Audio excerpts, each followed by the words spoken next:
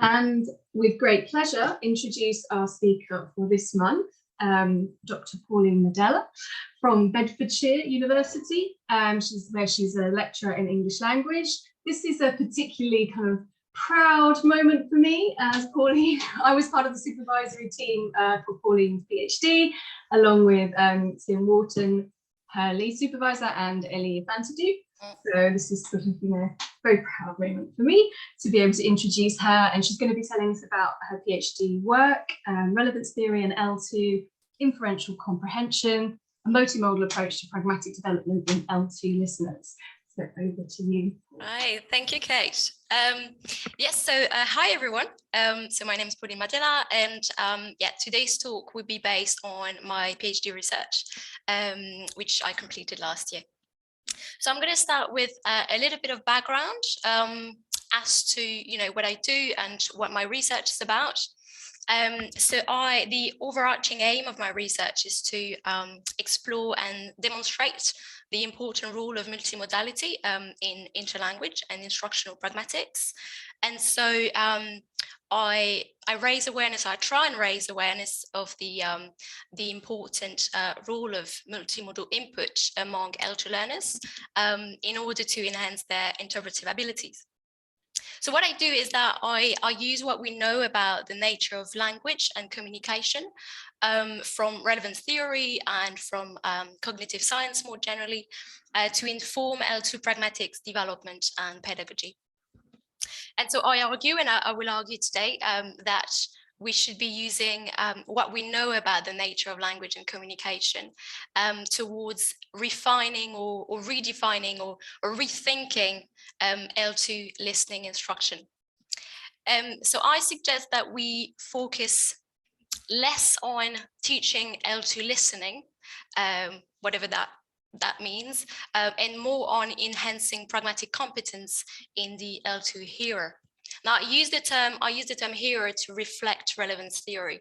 So it doesn't mean that my learners or listeners are not listening intentionally. They are, but I'm just using the term hearer to reflect relevance theory.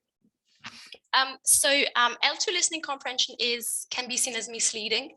And why? Well, because for one thing, it's never just about listening. I mean, oral comprehension is never just about listening. If what we teach and what we learn is real-time, face-to-face communication, and we have access to both audible and visible input, then surely oral comprehension is very much a multimodal phenomenon.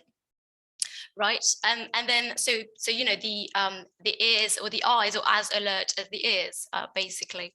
And now the term comprehension can also be seen as misleading because it focuses the learner's attention on the end point, while surely we should focus more on the routes towards comprehension and the work of interpretation and the process of interpretation, and we should focus on how we may or may not reach that intended interpretation.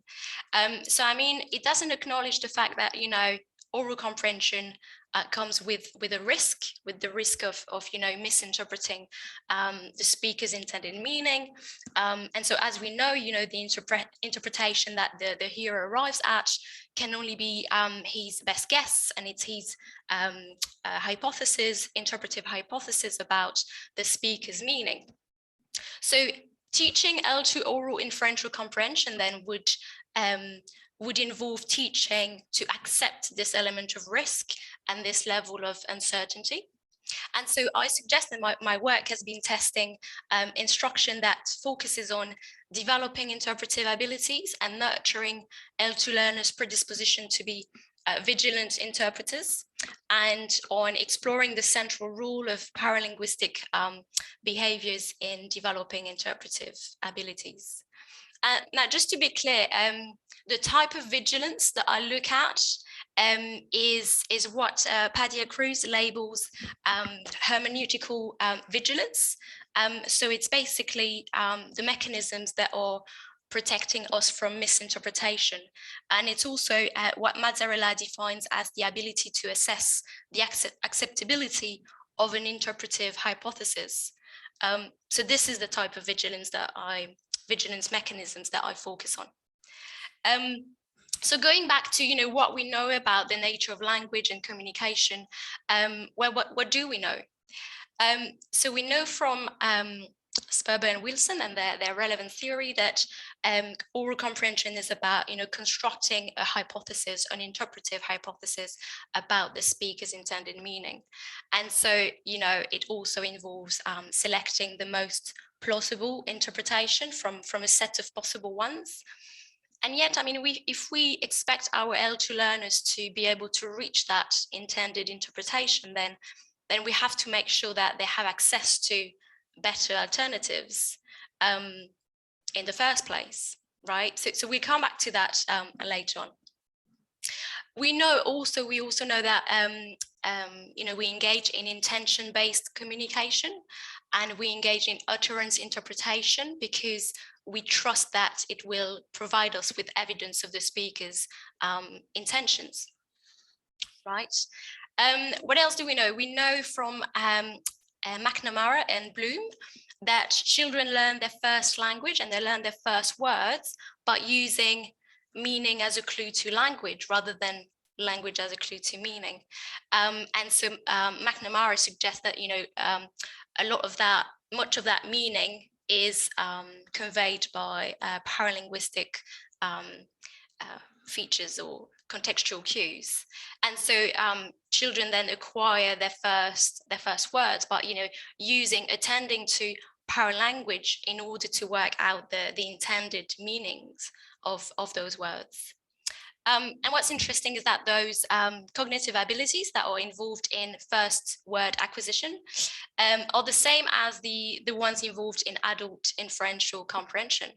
And so as Wharton notes, just as children are required to attribute intentions and interpret natural cues in order to acquire word meanings, so adult hearers must do so in order to interpret successfully the words they hear.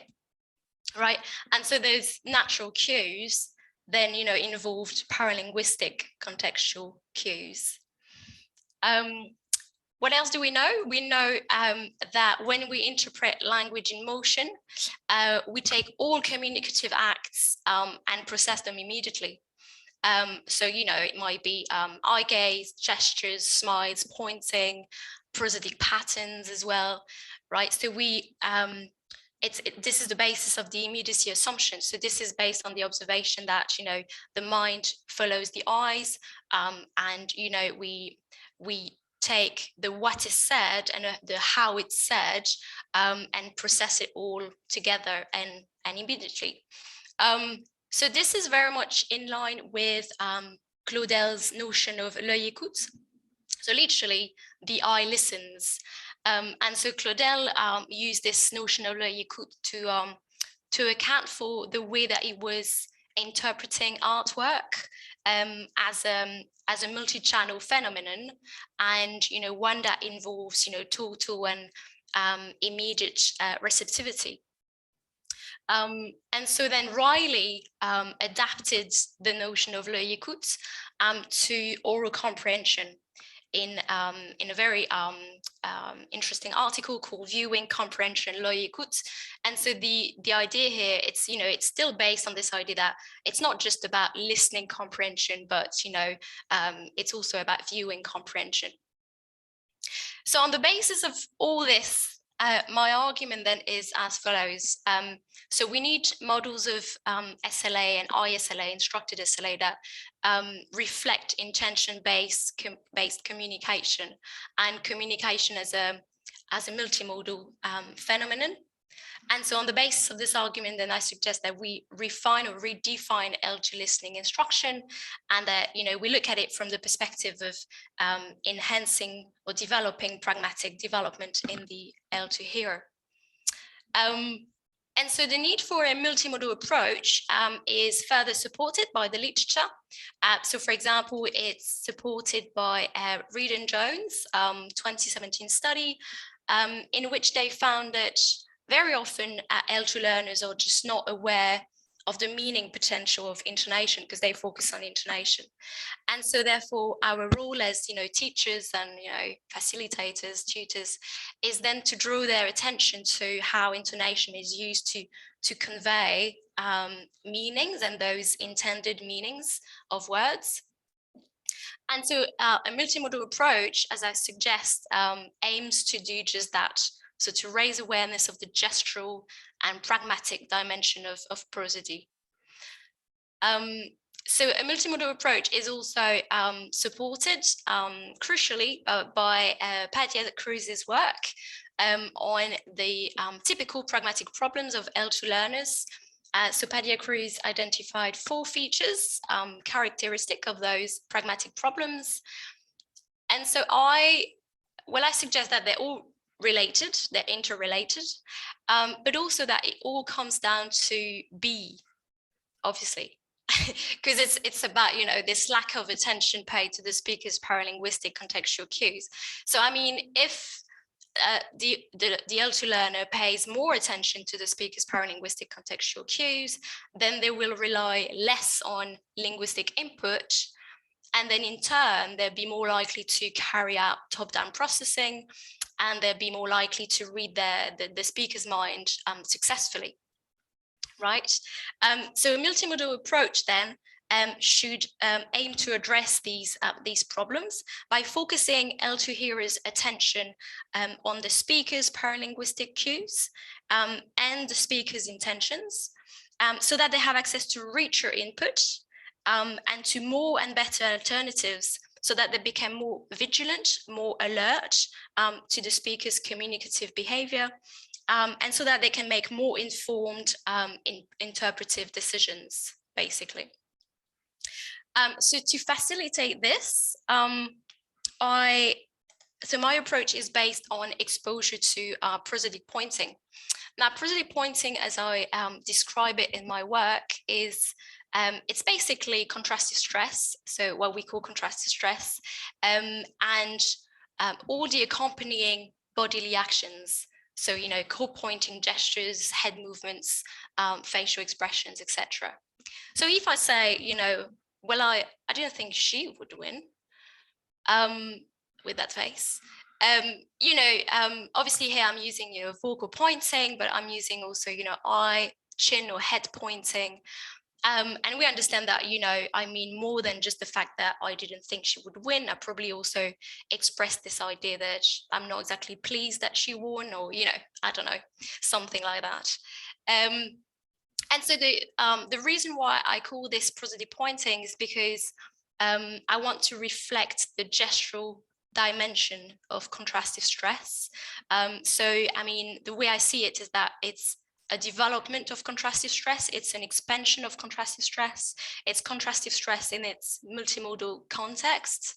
And also, it's also to reflect this idea that, I'm not just treating prosody and gesture together, but I'm actually treating prosody as gesture. So, I'm treating prosody as serving the function of a pointing gesture, basically. And so why is pointing special? Because it is special, it's a special behavior, but why? Well, it is special because it's ostensive, so it focuses attention, it focuses it on intention, the speaker's intention. It links to our biological predisposition to engage in shared attention and shared intention mechanisms.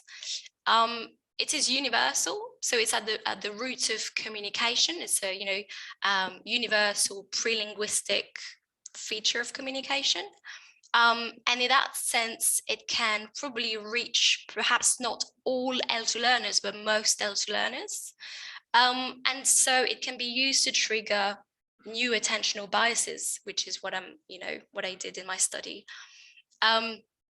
And it's also a special multimodal phenomenon in the brain as well.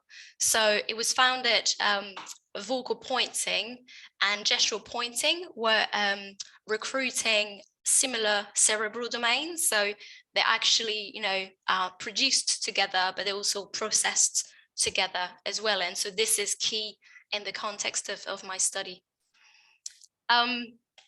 So I tested this approach, multimodal approach, based on exposure to prosodic pointing in my PhD research. And so I conducted an intervention study that used a pre-test, post-test control group design and a mixed method triangulation design. I recruited 15 participants. So I had 15 participants at the start. They were all Mandarin L1 speakers. And I ended up with 14 participants. They were still Mandarin L1 speakers. And so today I'm going to share with you some of the qualitative data, so introspection-based qualitative data from the intervention. Right. So the intervention involved 2 separate individual input and recall sessions. And so it involved 2 sessions. And those sessions were conducted 3 weeks apart. And so as part of those sessions, the experimental group were exposed to a dialogue, and they were asked comprehension questions, but under 2 different conditions. So at stage 1, they were listening to the audio version of the dialogue, whereas at stage 2, they were actually watching the video version of the dialogue. And so they had access to, prosodic pointing, and so they had access to richer input. And they were asked exactly the same questions. So what is speaker B's intended meaning? And how do you know? How do they know? So, what is and where is the evidence of those intentions or the intended meaning? Now, just to give you an idea of what I was looking for in terms of evidence of pragmatic competence, I used Inferential's definition of pragmatic competence as presupposing both pragmatic awareness and meta-pragmatic awareness. But obviously I adapted the definition to what I'm looking at, which is L2 oral inferential comprehension. And so pragmatic awareness then is the hearer's orientation or alertness to the speaker's ostensive behaviors as cues to her intentions. And it's also his ability to reassess his interpretive route. So it involves, vigilance abilities as well. And also meta-pragmatic awareness, so the hearer's ability to explicate the link. So these are Inferential's terms. Between noticed input and its pragmatic effect. So in other words, the ability to link the evidence with the intention. So the dialogue involved instances of prosodic pointing, of course, and I had selected instances of prosodic pointing that were believed to be misleading or confusing or challenging for Mandarin L1 speakers. So for example, a yes that shows disagreement or a no that shows agreement, that can be very, very confusing for them. And that's because in Chinese, if you say yes, or if you nod, or if you use a verb form that seems to be positive, then that means agreement. That can't mean disagreement. And the same with the no. If you use a shake of the head and you say no, well, it must mean disagreement. Whereas in English, I mean, you could say, well, he has. You're saying he has. You're nodding, but from your face you can see that actually I'm contradicting you. I'm disagreeing with you. And so this is very confusing. This can be very confusing for them. And then in sample 2, I have another instance of prosodic pointing where the speaker is not committing to one particular interpretation, because there's this full rise, and we understand that there is more to be inferred, but it's not clear what it is. And so again, it leaves a bit of uncertainty. And so that can also be challenging for them. So what did I find? It's a good question. What did I find?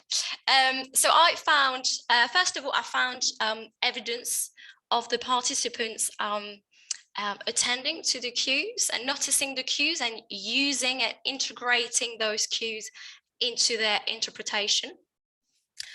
So they were able to, generate and retrieve the intended interpretation on the basis of the attended cues, right? So here we can see evidence of meta-pragmatic awareness, because they're able to, link the face with, the intended meaning or the intention of the speaker, right? His face shows this, his face shows that. And at the same time, it shows evidence of pragmatic awareness as well, because it shows their orientation towards the ostensive behavior of the speaker. Right. I also found evidence of their ability to re-evaluate and reassess their first initial interpretation. So some of them went from giving me a wrong interpretation at stage 1, or a low-cost interpretation stage 1, to giving me the intended interpretation at stage 2, and sometimes clearly on the basis of, the noticed cues.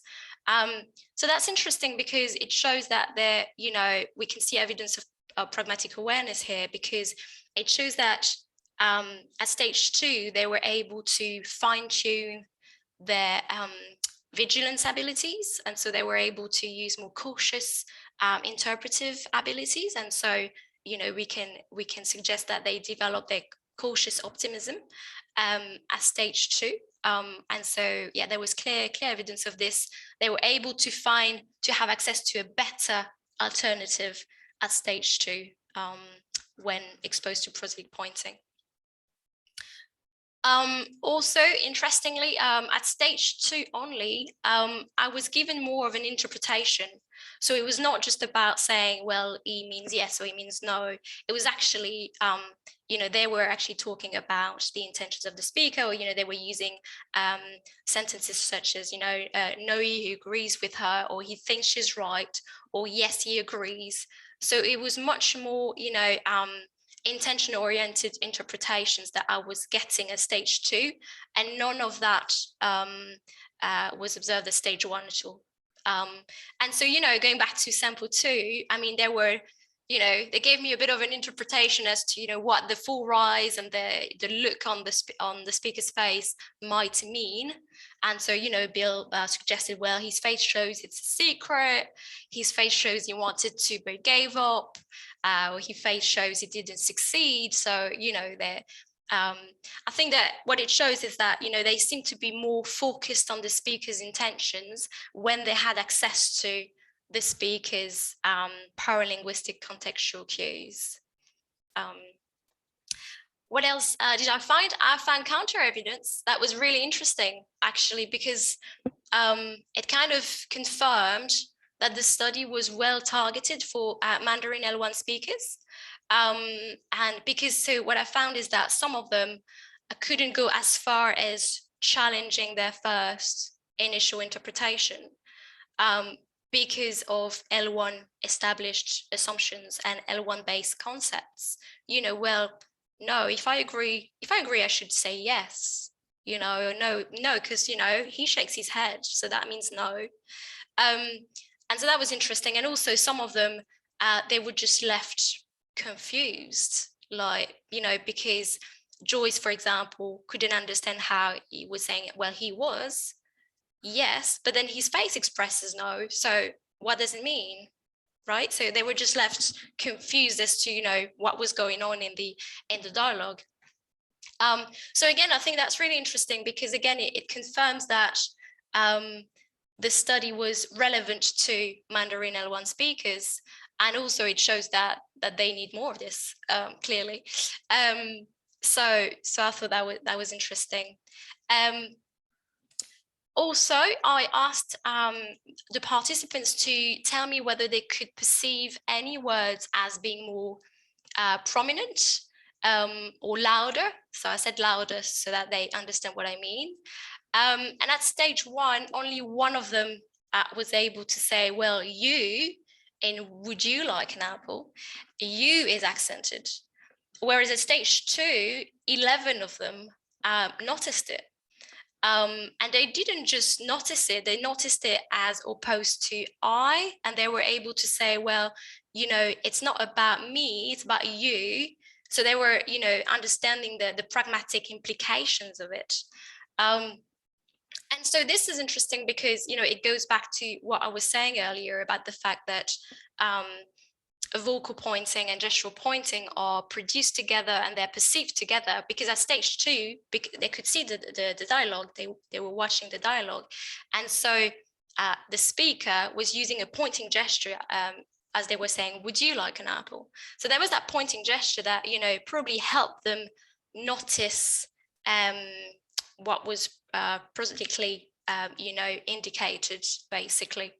And so again, that's in line with what I was saying about, the fact that vocal pointing, gestural pointing are produced together, they are perceived together.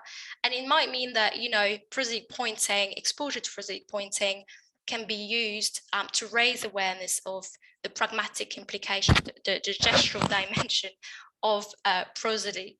So if you want your learners to pay more attention to prosodic patterns, maybe, expose them to prosody and gesture together, because they're two elements of one process, they're two parts of one message. And finally, I also found that stage 1 was almost as important as stage 2, because originally I used stage 1 to make a point, really. But then I realized that actually I really needed stage 1, and that the learners, the participants, needed stage 1, because going from stage 1 to stage 2 really helped them understand the point of stage 2. It really helped them understand, the importance of stage 2, the importance of having, access to the speaker's paralinguistic contextual cues. And so, that can really be interesting when it comes to preventing L2 fossilization and, developing their interlanguage. So realizing the importance of, multimodality for their own learning is important. And so that's reflected in those quotes from the participants.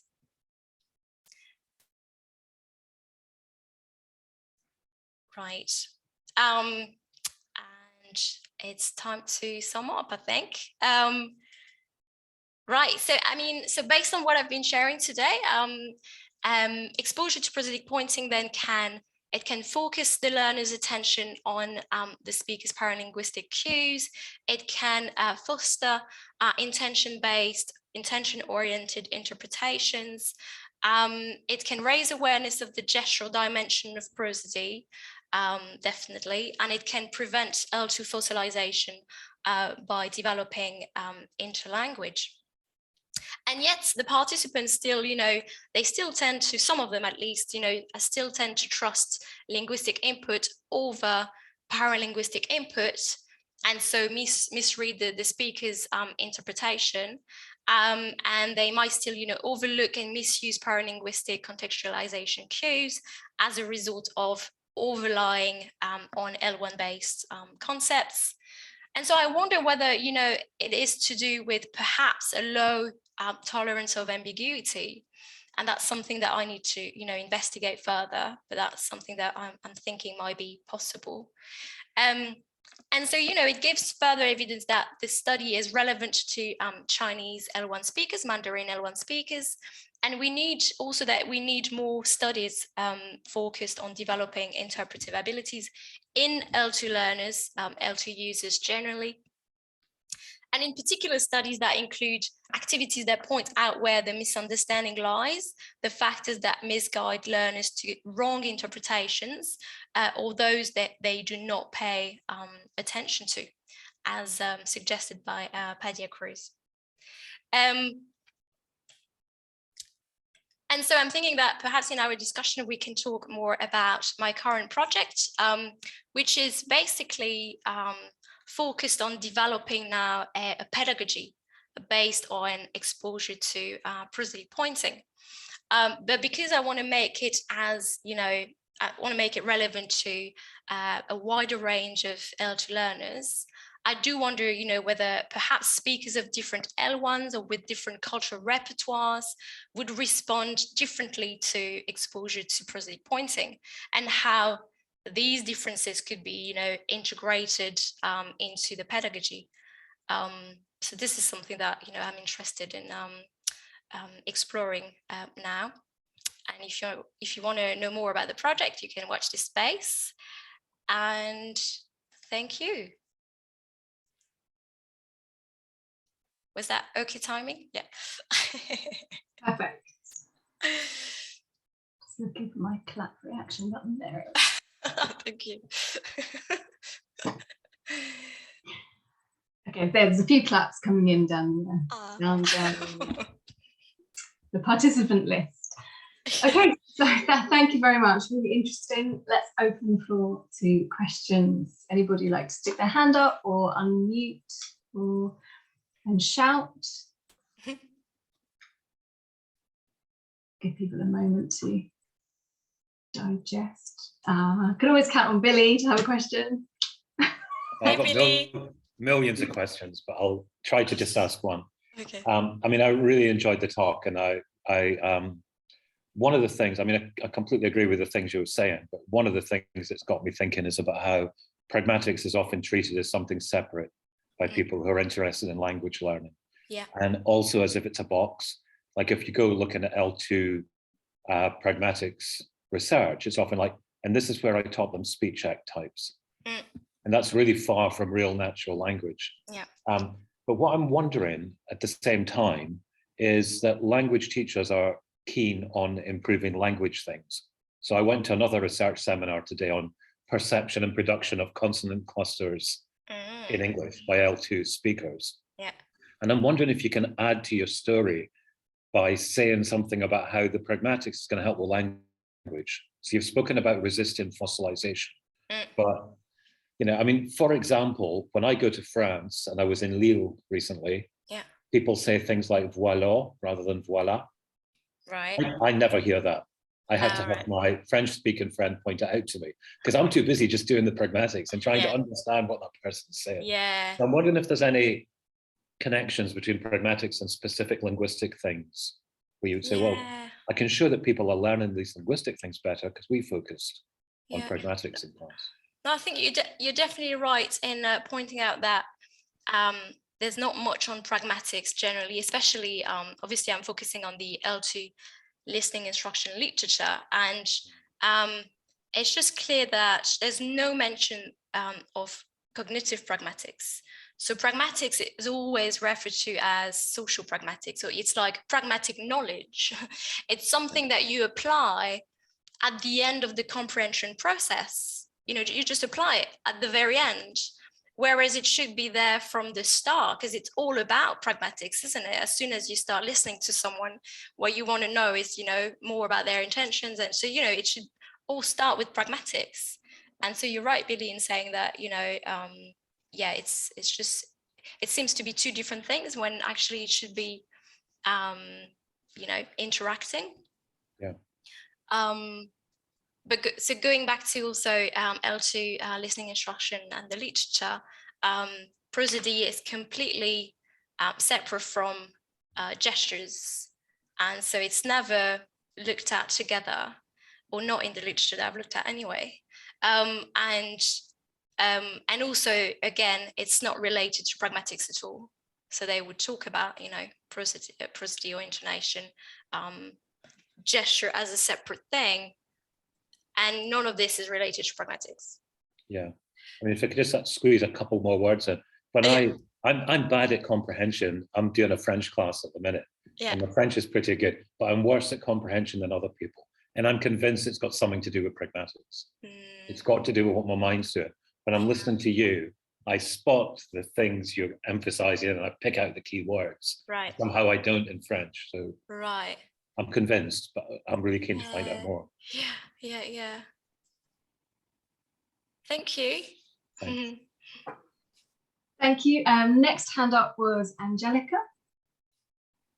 Hi, I was listening to you and first of all remembering how awful it was when I first started learning English, that we had these listening exercises, that we had to listen only to the tape and figure out what people were saying. And first of all, they employ some accents that you find nowhere.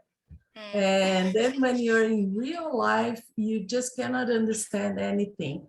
But my question regards the cultural aspects of paralinguistics, because I don't know, when you think about a pedagogy methodology, whether or not would it be helpful to emphasize differences in cultures. You know, some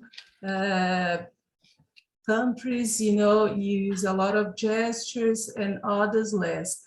And it's not really the fact that some use so much more and some use so much less, is whether or not the gestures actually mean the same thing, you know, because when I travel abroad, eventually I realize that I'm wrong about gestures. You know, I think people are meaning something and it's very different from what I thought. And then, you know, when you develop a course, whether or not it would be helpful to emphasize, you know, these differences, and if you thought about how would you do that, and it's more in this. Absolutely, that's exactly what I'm, you know, interested in finding out more of, because it's yeah, I suppose, I mean, I was, you know, suggested that for example, Italian speakers would, you know, kind of pick up on those cues much more because they use those gestures, or they use gestures a lot in their own language, or, you know, but I see what you mean about the fact that it's not so much about whether they use gesture, but they use gestures differently or to mean different things. I think with Chinese L1 speakers, it was more about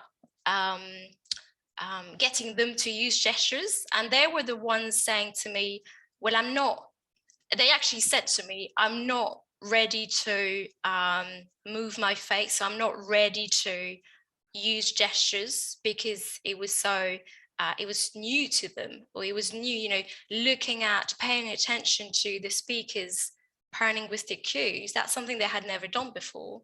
Or they, you know, so they really, they were noticing gaps in terms of the differences between the way they would learn language back home and what I was exposing them to.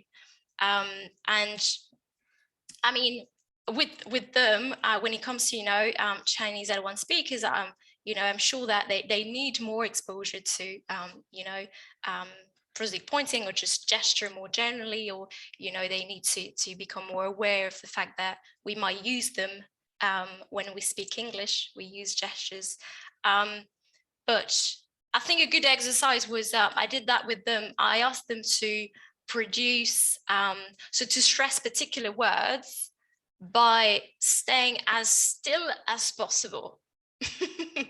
And they were supposed to, you know, to like produce contrastive stress without moving at all.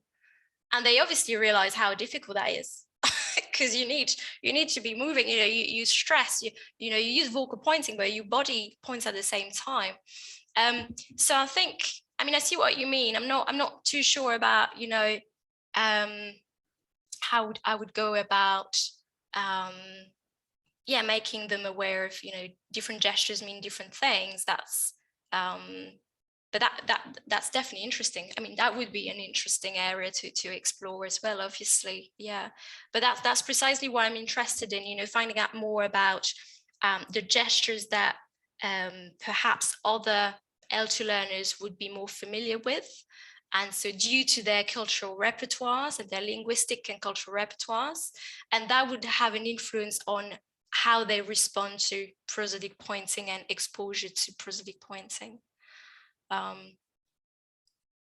Did that answer your question? Did that make any sense?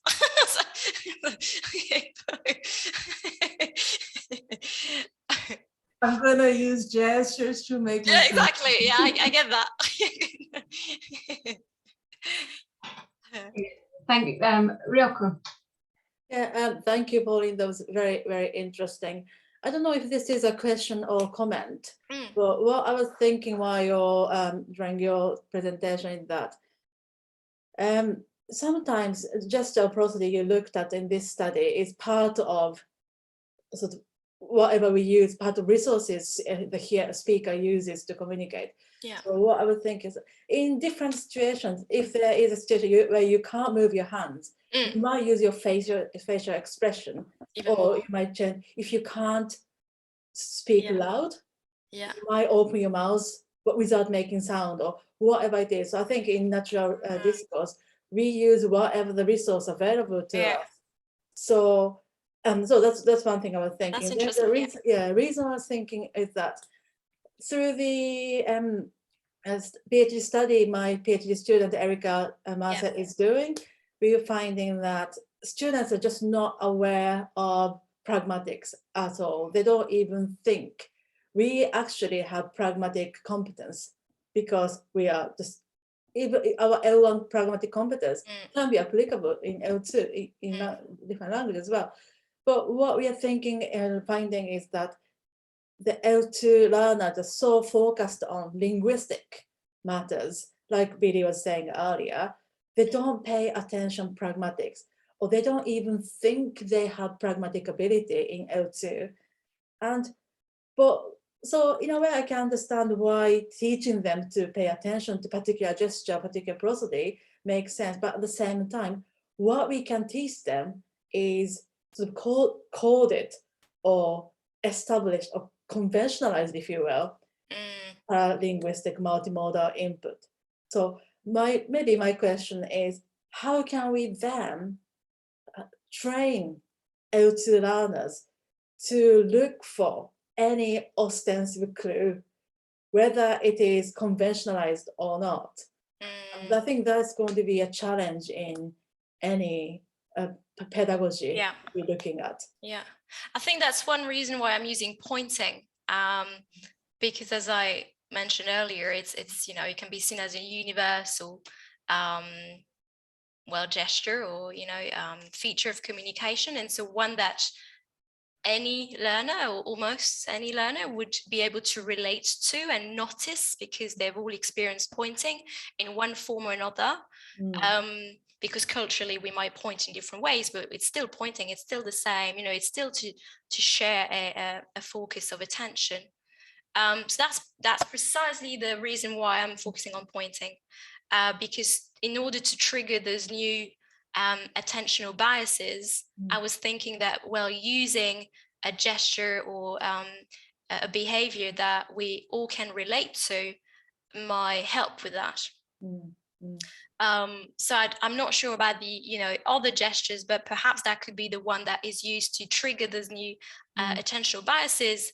And then once they've looked at that, once they've been exposed to that, then we can open it up to more a wider variety of gestures and behaviors, ostensive behaviors.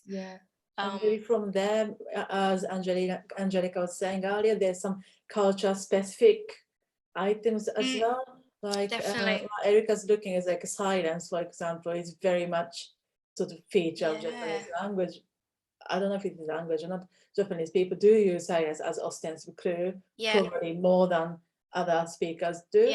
So I think once they have triggered certain sort of L2 pragmatics competence, which I don't think is separate to our L1 pragmatic ability anyway. So I think, as you said correctly, in education, in language teaching, they don't seem to think, there is a pragmatics, our L1 pragmatics can be applied to L2 activities as well. And I mean, ideally, the pedagogy that I want to develop would sort of integrate all those differences, but it's like, is that even possible? But that's also why I want to know more about different linguistic cultural repertoires and backgrounds, because what could be well targeted for a group of I don't know, even French L1 speakers, or or Japanese speakers, or this study was obviously focused on Mandarin L1 speakers, and it was well targeted for this audience. But it would be good to have a pedagogy that they can actually be targeted to a wider range of learners. That's kind of like the idea. But yeah, that's really interesting. The silence as an ostensive cue. I like that. Yeah. Thanks. Thank you. Valandas? Yeah, that's it. Valandas. Usually leave Riako to say your name. Okay, Pauline, thank you. That was very interesting. Some of us teach English where we are. So I thought all of this was very, very useful. Yes. So it seems to me you focused on teaching prosodic features, paralinguistic cues, the speaker's communicative behavior, things like that, okay? I'm under the impression that identification of all this basically involves availability of context as well.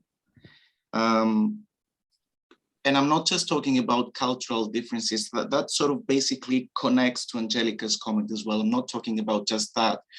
I'm talking about context more generally, situational context, information, contextual information, the speaker, the hearer, everything. All this plays a role in performing inferences. So it's all part of pragmatic competence as well. It seems to me you have sort of backgrounded this. So my question is, am I right? First of all, have you? And if I am right, can you foreground it somehow in your research? So the first question is, am I right in what? In thinking what? Am I right in assuming that you have backgrounded the role of context in your research? Yes. Yeah. So it's interesting because you said that, or you assumed that I was teaching prosody and the use of gestures, and also the speaker's communicative behavior. Yeah, exactly. It's interesting because I started my PhD by looking at how we could teach prosody, and how I realized basically that I was focusing on prosody at teaching and the pragmatics of prosody, and then I realized that you can't look at prosody and not look at gesture. That again, they go together. And so so then my PhD developed, and I focused more on teaching interpretive abilities through, attention to prosody and gesture together.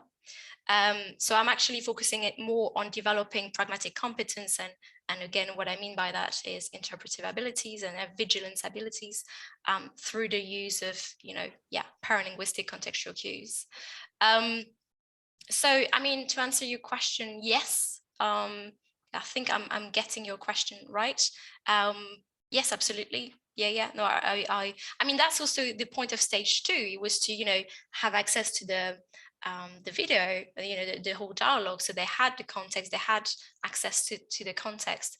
And so again, understanding the point of stage 2 means that they understand the role of all those contextual cues together, and how important it is to be exposed to those if we are expected to reach an intended interpretation or the intended interpretation.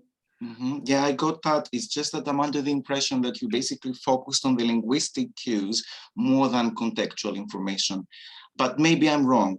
I didn't, because that was just a short presentation. I have no idea. Of course. Yeah. No, I'm definitely looking beyond the linguistic features, definitely. Yeah. Oh, thank you, Pauline.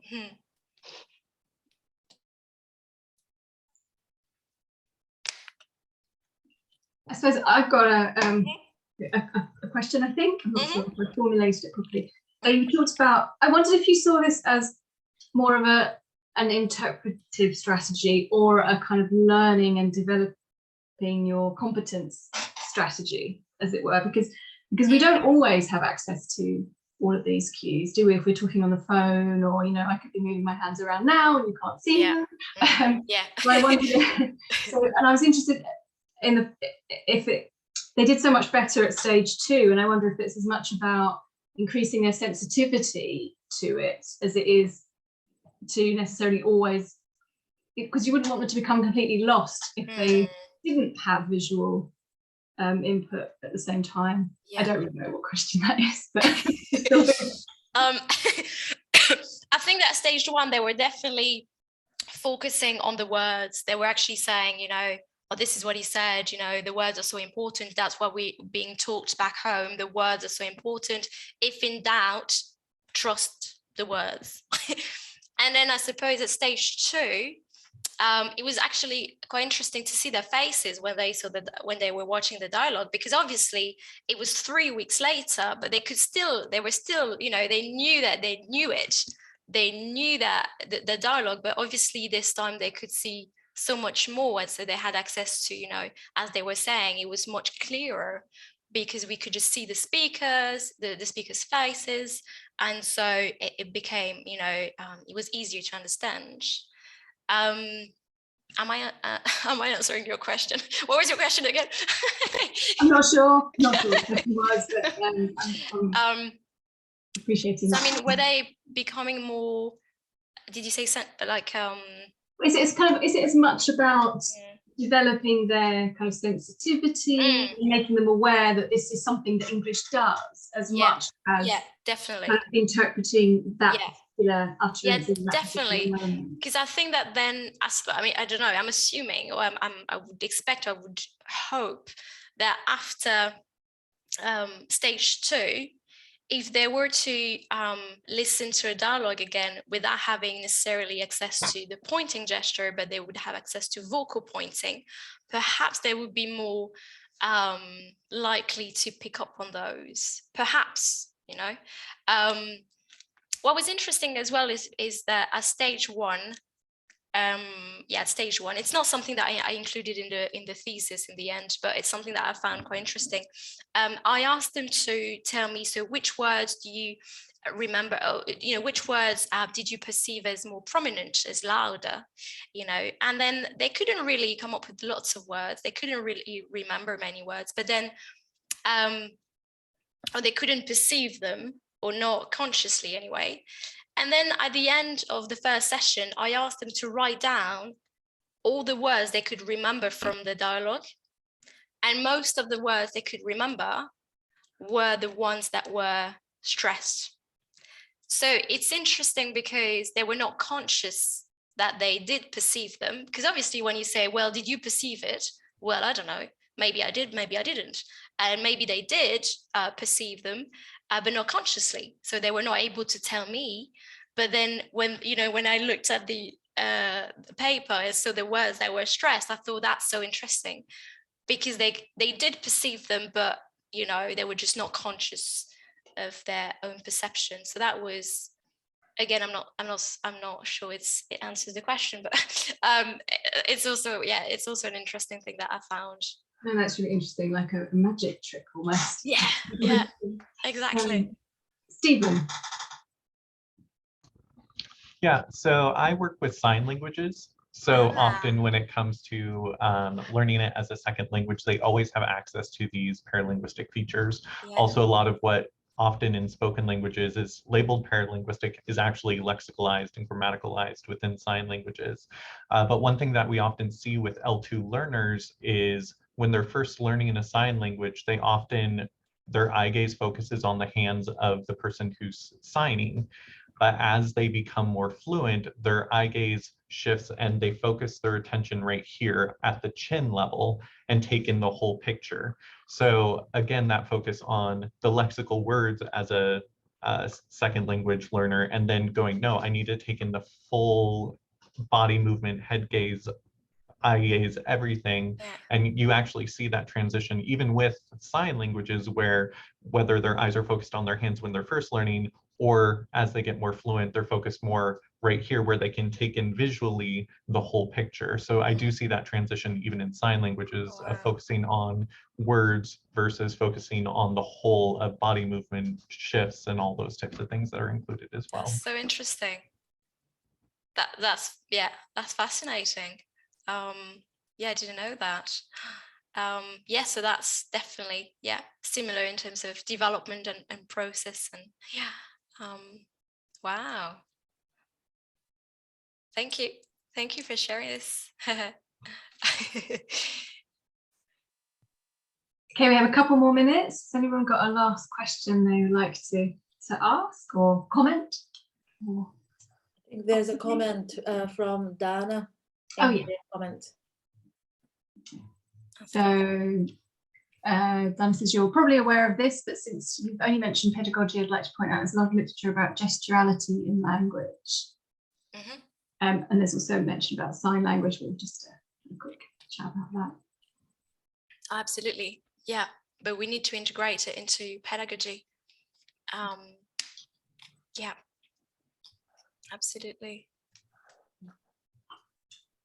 Oh, Billy's hand. Billy's got a late hand.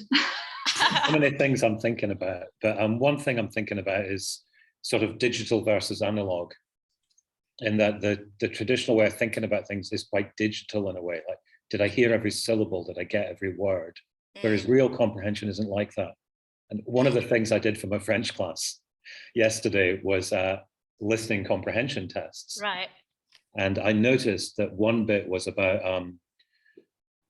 there was multiple choice and there were 3 options. And all 3 of them had in common, it was about older people responding differently to younger people when you have shared office space rather than your own desk. And I picked up that, and I wrote, this is the one I'm not sure about, because I got a negative attitude from all 3, but I didn't get the other bit. And I ended up guessing it by ruling out 2 possibilities. That one, it's so far from real comprehension. Right, yeah. And if I was listening to an English radio show in English talking about that, I would not be stressed about whether I got the details. And if I didn't understand exactly what that point was, I don't care. I'm just on to listen to the next thing. Yeah. So the conditions themselves just influence, have an influence on that.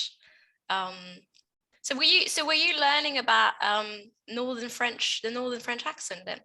No. This is a French you were saying thing. that voilà. No, that's because I was in Lille and somebody pointed of course, yeah, of but course. I couldn't hear it myself. Okay, yeah. My mom is from the north of France, so careful what you say. I like some of them. I think we often forget that we don't always understand everything in RL1. No, exactly. Yeah, absolutely. That's so true. Yeah. When we miss something in an L2, we think, oh, it's all fallen to pieces. I don't understand anything, but brush over it. And when I'm doing my Spanish practice, I notice that sometimes some of the exercises you have to type in what they've said, and I'll think, well, I understood it, but I don't actually know what words they said. Exactly. I couldn't reproduce it, but I kind of know what they were saying. And you think, well, that's more like proper comprehension, isn't it? Yeah. And actually, usually that's a good sign that you're really developing your language, when you have a feeling that you know what was going on, you know what, you understood it, but then you would not be able to really, write it down, or, you just have that impression that, that's true. Fantastic. All right.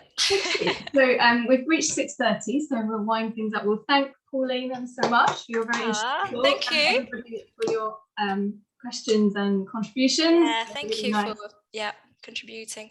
Discussion. Just to repeat what I said at the beginning, that we have our last meeting of the calendar year on the 15th of December, and we'll be using that for a kind of what's next in pragmatics and relevance research session, to kind of bring things together and kind of think about some issues and where we might like this group to go as well. So please come along. It'll be kind of like pre-Christmas celebratory meeting. If you're free, pop in the Zoom and join us. And we are also on the lookout for speakers for next year, for after Christmas. If you would like to present, or if you have somebody you'd like to hear from that you'd like us to approach, then do drop us a line, give us a shout, a tweet, a wave. We'd like to get some people lined up for the month after Christmas, so we can continue this. Thank you. Fantastic. Thank you, Kate. Thank you so much, everybody. Enjoy your evenings or days, wherever you are in the world. You too. Bye. See you next month. Bye. Bye.